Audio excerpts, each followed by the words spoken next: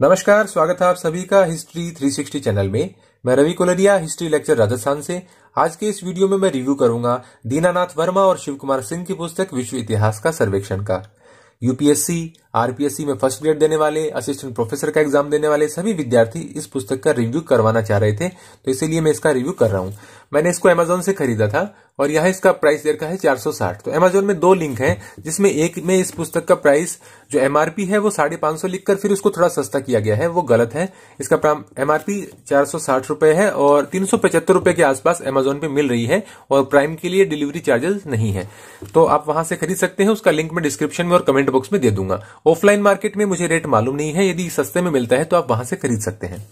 इसकी paper quality की बात करें तो पेपर क्वालिटी और प्रिंटिंग एवरेज है, लेकिन आपको पढ़ने में कोई प्रॉब्लम नहीं मिलेगी। बुक ब्लैक एंड व्हाइट है और इसमें आपको चित्र नहीं मिलेंगे, लेकिन आपको कुछ मैप्स जरूर मिल जाएंगे जो कि अच्छे दिए गए हैं और निश्चित रूप से आपको हेल्प मिलती है। अब इसका कंटेंट मैं बताऊं शुरुआत में क्या क्या टॉपिक्स इसमें दिए गए हैं, फिर बात करेंगे किन एग्जाम्स के लिए इंपॉर्टेंट है। तो कंटेंट्स में चैप्टर्स बहुत ज्यादा बना दिए गए हैं। जैसे आप देखेंगे यहां पर, सारे मैं नहीं पढ़ूंगा, अभी आप चैप्टर देखेंगे, उतने चैप्टर पढ़ूंगा तो मैं 10 मिनट में तो चैप्टर पढ़े जाएंगे। देखिए यहां से जैसे फ्रांस की क्रांति की बात आ रही है, रेवोल्यूशन की, तो यहां पे क्रांति का विस्फोट फ्रांस में ही क्यों, फ्रांस में पुरातन व्यवस्था, फ्रांस की क्रांति के कारण, विचारकों की भूमिका, कॉन्स्टिट्यूशन असेंबली, नेशनल कन्वेंशन, आतंक का राज्य, फ्रांस की क्रांति में जैकोबिनों की भूमिका, क्रांति में जीरोदिस्तों की भूमिका, क्रांति में भीड़ तथा किसानों की भूमिका, फ्रांसीसी क्रांति का स्वरूप, यूरोप और फ्रांस की क्रांति की उपलब्धियां। अब देखिए ये इसका एक चैप्टर भी बनाया जा सकता था कि फ्रांस की क्रांति, और इसी को इन्होंने 10-12 चैप्टर्स में डिवाइड कर दिया। तो इसलिए यदि इसमें कोई विशेष बात नहीं है, कई लोग कहते हैं कि इसमें बहुत सारे टॉपिक्स दे रखे हैं, टॉपिक्स इतने ज्यादा नहीं है, चैप्टर अलग अलग बना रखे हैं। अब आगे आप इसमें देख सकते हैं, देखिए फ्रांस की क्रांति ही अभी चल रही है और उसके बाद में ये बात जरूर है कि अन्य पुस्तकों की तुलना में इसमें टॉपिक्स ज्यादा दे रखे हैं और ये आसान हो जाता है किसी भी टॉपिक्स को ढूंढना। यहां पर आप देख सकते हैं, नेक्स्ट पेज में आप देखिए, तो ये मैंने पहली बुक देखी है जिसमें एक ही टॉपिक को इतने इतने चैप्टर्स में डिवाइड करके और बहुत ज्यादा चैप्टर्स बना दिए गए हैं। ये देखिए 2 विश्व युद्ध, यहां आप देख सकते हैं दोनों विश्व युद्धों के बारे में, और विश्व युद्ध के बाद का जो काल है उसके बारे में इसमें आपको विवरण नहीं मिलता। तो यदि आप बात करते हैं यूपीएससी के लिए, तो यूपीएससी में जो मैंने जीएस का सिलेबस देखा था पेपर फर्स्ट का, तो उसमें विश्व युद्ध तक का जो टॉपिक्स हैं वो आप इसमें से पढ़ सकते हैं। अभी मैं आपको कुछ टॉपिक्स यहां पर दिखा देता हूं, जैसे 30 वर्षीय युद्ध है यहां पर, या यूरोप में धर्म सुधार दिखा देते हैं पहले। यहां देखिए रिफॉर्मेशन इन यूरोप। कुछ टॉपिक्स दिखाने के बाद में मैं अपनी राय इसमें बताऊंगा।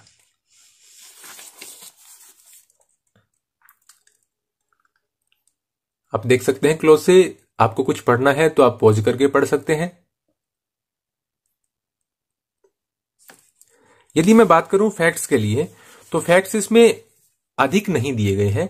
यदि आप असिस्टेंट प्रोफेसर के एग्जाम के लिए या फर्स्ट ग्रेड के एग्जाम के लिए इस बुक को लेना चाहते हैं तो फर्स्ट ग्रेड के लिए वैसे आप ले सकते हैं, ठीक ठाक फैक्ट्स दिए गए हैं, लेकिन फैक्चुअल एग्जाम्स के लिए, असिस्टेंट प्रोफेसर के लिए बिल्कुल भी नहीं है। उन टॉपिक्स के लिए आप जरूर देख सकते हैं जो आपको अरविंद भास्कर की बुक में नहीं मिलते हैं, क्योंकि फैक्ट्स के लिए सबसे अच्छी बुक अरविंद भास्कर की बुक है। उसमें जो टॉपिक्स नहीं है वो टॉपिक्स आप इस बुक से देख सकते हैं। बुक बहुत अच्छी है, अभी मैं बताऊंगा इसकी अच्छाइयों की भी हम बात करेंगे। अब यदि फैक्ट्स की बात करें तो जिन एग्जाम में फैक्चुअल क्वेश्चन आते हैं, मल्टीपल चॉइस क्वेश्चंस वाले, जैसे असिस्टेंट प्रोफेसर या राजस्थान में फर्स्ट ग्रेड में भी आते हैं, कुछ स्टेट में पीजीटी में भी आते हैं, तो वहां ये देखने वाली बात होगी कि शायद मेरे हिसाब से इसमें जो फैक्ट्स दिए गए हैं उनसे काम नहीं चलेगा, इसमें कम फैक्ट्स दिए गए हैं। लेकिन यदि इसी बुक में यदि आप जीएस पेपर 1 के लिए पढ़ते हैं तो ये अच्छी बुक है। फैक्ट्स के लिए मुझे नहीं लगता कि दीनानाथ वर्मा और शिव कुमार सिंह ने ज्यादा कोशिश की है, उन्होंने ज्यादा से ज्यादा बातों को समझाने की कोशिश की है। हालांकि यदि आप जैन एंड माथुर की बुक से तुलना करनी चाहेंगे तो जैन एंड माथुर की पुस्तक में ज्यादा विवरण दिया गया है, ज्यादा विस्तार से बताने का प्रयास किया गया है, इससे बड़ी बुक है। हालांकि बुक ये भी छोटी नहीं है और इसमें आपको 625 के आसपास पेज मिल जाते हैं, 625 भी कहां, 650 के आसपास चले जाते हैं लास्ट में यदि बात करें तो बुक छोटी नहीं है बिल्कुल भी, काफी पर्याप्त इसमें मैटर दे रखा है। लेकिन जैन एंड माथुर से तुलना करेंगे तो उसकी तुलना में बहुत से टॉपिक्स में कम विवरण आपको मिलता है। फैक्ट्स के मामले में बात करें तो फैक्ट्स को ज्यादा देने का प्रयास नहीं किया गया है, बीच बीच में जहां जरूरत है वहीं फैक्ट्स दिए गए हैं। लेकिन जीएस पेपर 1 के लिए यूपीएससी में या स्टेट सिविल सर्विसेज में जहां मेंस के एग्जाम के लिए जरूरत पड़ती है आपको डिस्क्रिप्टिव आंसर लिखने के लिए, तो उनके लिए अच्छी बुक मैं ये मानूंगा। लेकिन यदि आप हिस्ट्री ऑप्शनल के लिए जा रहे हैं तो हिस्ट्री ऑप्शनल वालों के लिए मैं जैन एंड माथुर रिकमेंड करूंगा। लेकिन जीएस पेपर 1 के लिए यदि आपके पास ज्यादा समय नहीं है, यदि आप जैन एंड माथुर नहीं पढ़ सकते हैं, तो आप इस बुक के साथ जा सकते हैं। अच्छी बुक है। मैं कुछ टॉपिक्स और दिखा देता हूं आपको ताकि आपको आइडिया हो जाए। जैसे रूस जापान का युद्ध यहां पर दे रखा है, फॉरेन पॉलिसी ऑफ बिस्मार्क, यहां आप देख सकते हैं। लेकिन इसमें बार बार चैप्टर खत्म हो जाता है। अब ये कैसर विलियम और ये जो जर्मनी वाला पूरा सिस्टम है, ये अगर एक ही टॉपिक में दे दिया जाता तो अच्छा रहता है, एक ही चैप्टर में दी जा सकती है। तो मुझे समझ नहीं आया कि इतने चैप्टर क्यों बनाए गए हैं, क्या इसके पीछे सोच रही होगी, मैं समझ नहीं पाया। एक ही चैप्टर में और इस प्रकार से हेडिंग अलग डाल के इनको बनाया जा सकता था। ये जिसके रूस की क्रांति यहां पर दे रखी है। आप कुछ टॉपिक्स इसमें पढ़ सकते हैं ताकि आपको आइडिया हो जाए। मैंने बहुत से ऐसे टॉपिक्स इसमें देखे थे कि जिनमें मैच करने पर काफी क्वेश्चन बनते हैं। इसके अंदर जीएस में जिस प्रकार के क्वेश्चन पूछे जाते हैं वैसे काफी क्वेश्चन बनाने का और उनको समझाने का इसमें प्रयास किया गया है, तो उनके लिए निश्चित रूप से हेल्पफुल है। तो ये मेरा कंक्लूजन अभी मैं बता देता हूं। कुछ टॉपिक्स आप और देखना चाहें लास्ट में तो यहां आप देख सकते हैं। लेकिन जहां तक बात है असिस्टेंट प्रोफेसर के एग्जाम के लिए, तो आप उन टॉपिक्स के लिए पढ़ सकते हैं जो कि अरविंद भास्कर की बुक में नहीं दिए गए हैं।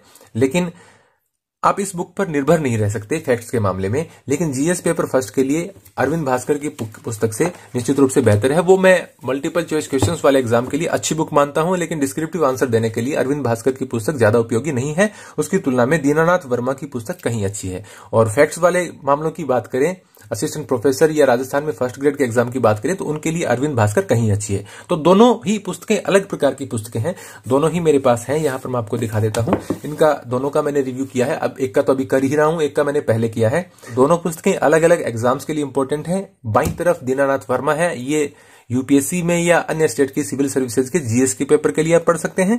और अरविंद भास्कर की पुस्तक है, वो आप असिस्टेंट प्रोफेसर जैसे एग्जाम के लिए या राजस्थान में फर्स्ट ग्रेड जैसे एग्जाम के लिए पढ़ सकते हैं, जहां पर मल्टीपल चॉइस क्वेश्चंस जो आते हैं, स्टैंडर्ड के क्वेश्चन आते हैं, उनके लिए आप अरविंद भास्कर पढ़ सकते हैं। तो ये था मेरा रिव्यू दीनानाथ वर्मा और शिव कुमार सिंह की पुस्तक विश्व इतिहास के सर्वेक्षण का।